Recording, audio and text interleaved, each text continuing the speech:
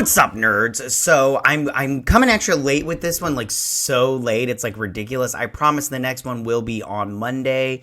I watched the first episode of True Detective Night Country, and I wrote out my notes and stuff and what I thought and everything, and I wanted to talk about it. I was like, no, I want to do this breakdown and everything. So how I'm going to structure these from now on is I'm going to do breakdown, review, theories, because I have thoughts, okay? So I'm not going to waste any more of your time because you've already seen the episode like a bunch of times, and so I just want to get into it. So let's get into this breakdown, and I'll tell you my thoughts at the end. Here we go. In the town of Ennis, Alaska, the 8 men working in the Salal research station all disappear, with only a woman's severed tongue left behind at the scene. I thought this first part was really intriguing. I thought the guy that was like, ha, ha, ha, and he's like, she's awake. Are you okay?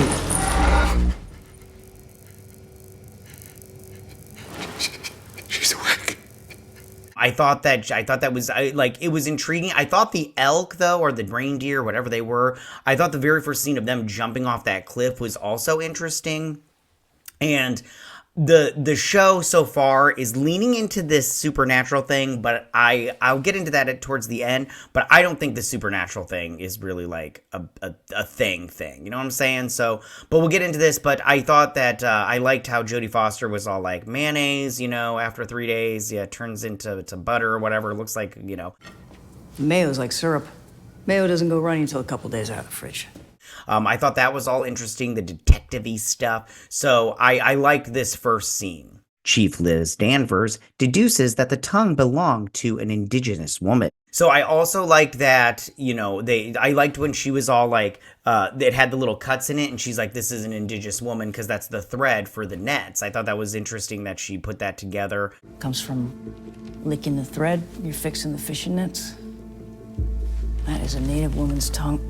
Because I don't live in that kind of area, but I would have not put that stuff together. But Trooper Evangeline Navarro believes the victim to be Ann Kawatok, an Inupiat woman who was stabbed to death with her tongue cut out after protesting the construction of a local mine. So I have to just say the Navarro character, I'll talk about this later, but she is very like angry and aggressive. But some things that they had in this was, and I didn't put it up here, but they had her stopping that guy in the factory, which I'll talk about also again later. But then they also didn't add her sister, who obviously has some type of mental illness. And then she's got like a boyfriend that she's just stealing his toothbrushes and stuff. Well, that's my toothbrush. Well, I need it.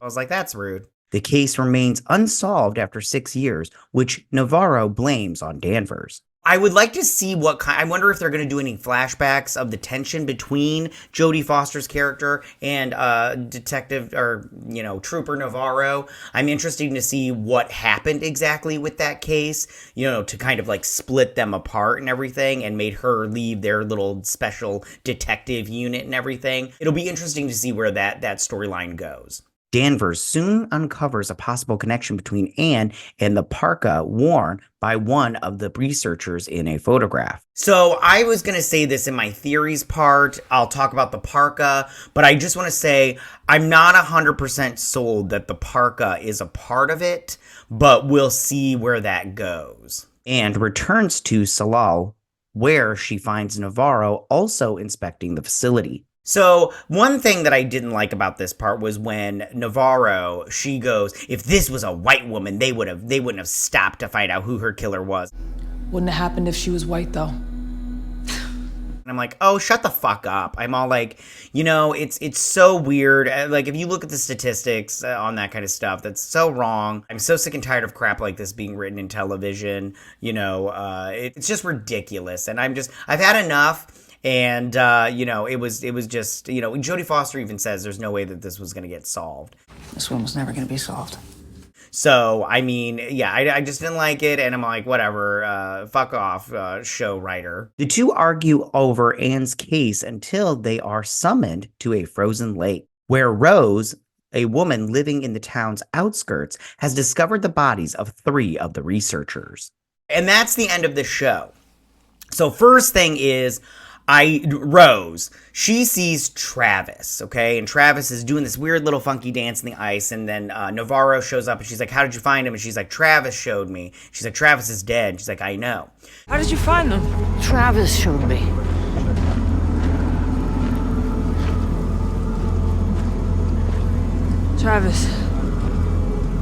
Travis is dead, Rose. I know. I do not think that Rose is seeing a ghost. I think that it's obviously there's obviously mental illness all up in this mug. There's mental illness all over the place. So I don't think that the supernatural portion of this is playing a part in this. I think it's all have to do with other things, which I'll talk about in my theories things. But first thing I want to talk about is the characters. So acting wise, I think everybody's doing a good job. I think that Jodie Foster, first off, is knocking it out of the park, but we knew that she would. The woman is, a seasoned actor, and I think she's doing a great job, and I totally love her as far as acting goes. Now, as far as the character goes, Liz Danvers, if this was, I don't like people like this. I don't like the character. She's very angry. I like that she's, to the point and abrupt. I like that about people. I like when people get to the point and everything. But for her, I was just like, for instance, when she pulls that woman over after she has that, accident because she's been drinking. She gets out of the car, and she's immediate like, yeah, you stupid bitch. Right now! Move it! Hands fucking up! Fucking bitch! I'm like, yo, Jodie, calm down. I mean, I understand that she could have, hurt somebody, but maybe have, a little bit of compassion, because you're obviously taking her to jail. So I thought I was just like, I was like, and then the whole thing with her daughter, which is not her biological daughter, I was also kind of interested in that, but not to the point where I was like, if it takes away from the main story of this whole thing going on, I'm just not interested in that. But I do like, I do like the show and the way Jodie Foster is portraying this character. I just don't. If this was a real life person in my life, I would not be friends with this person. I would just be like, I don't care for you too much, and unless I have to deal with you, in the law sense, I just don't want to be around you because you're not a fun person. Now, as far as Navarro, the character of Navarro, Kaylee Reis, I believe is how you say her name. She's doing also a good job. I also didn't like her character. I thought her character was very angry and very pushy, and I don't like that about people. I don't like people that are, unnecessarily aggressive. And I don't mind people being aggressive. I just don't like when they're rude, I just don't like rude people. And she came off very rude the whole time. I was just like, oh, you're an angry bitch and I'm not interested. Me and you would have words, you know what I'm saying? Because I am way too sassy for that nonsense. Okay. As far as the character goes, I think that Haley is doing a good job acting wise. She's doing a good job, and I've never seen her in anything. And if I did, I don't remember. She didn't do a good enough job for me to remember her, but she's doing a good job here so far. So we'll see how that goes in the future. I don't really have anything else to say about the acting as far as the other characters goes, but we'll see how that goes. So overall, the review of this is that I liked the episode for an episode 1. I thought it set up what's going to happen, and I think now they really need to hit the ground running. I felt like they wasted too much time a little bit because I'm all like, you only get 6 episodes, so we got to hit the ground running as soon as possible. And as I said before, I don't think the supernatural is playing a part in this. I think it's all scientific / biological. If you remember at the beginning of the episode, when Navarro goes to meet the victims, Annie, she goes to meet her brother, he's mentioned something about how the water's gone bad after 3 days. Maybe just some water? Water's bad. Turned to shit about 3 days ago. And so that means what happened at the science lab has been been dead for 3 days, okay? They've been missing for 3 days.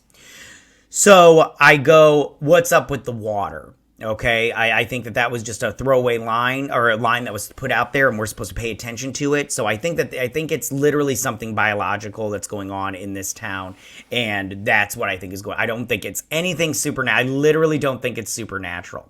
When they see the bear later on in the episode, it's missing the eye. If you notice, there's also a statue in the episode of the same bear. So I think that the bear is just Jodie Foster, or what's the Navarro. I think it's her drinking the water and seeing the bear. You know what I'm saying? And I think I think that's also a theory, but I think that that's what's going on in the town. It has nothing to do with, and I think that the scientists being murdered, I think that is, they might have something to do with the girl. I'm not quite sure yet, but I think they might have something to do with it. But I like that end scene when you see him and one of them's like holding up his hands like this, and they're all like, and everything. I thought that was like, I was like, ooh, that's a good way to end this episode. I'm intrigued. You got me for episode 2. I'm gonna watch it and everything. So I'm interested to see where this is going. Now, as far as my theories go, okay, I don't have these fully fleshed out. I just have like little snippets and everything. But so here's what I think. If you remember correctly, back to the scientist and the parka situation. So I think that if you notice at the beginning of the episode, when the guy's all like, and he's like, she's awake, he's wearing that pink parka that they're looking for, and that's in the picture. And then her parka, she's missing like the patch or whatever. And I'm just all like, was that patch put on later? Or if that's her parka, was that patch ripped off? Because it obviously wasn't, because he had it on his coat at the beginning of the episode, that smiley face patch. So I'm curious as to, because that's why I don't think it has anything to do with it. I think it just happens to be 2 pink parkas, but we'll see where that goes on.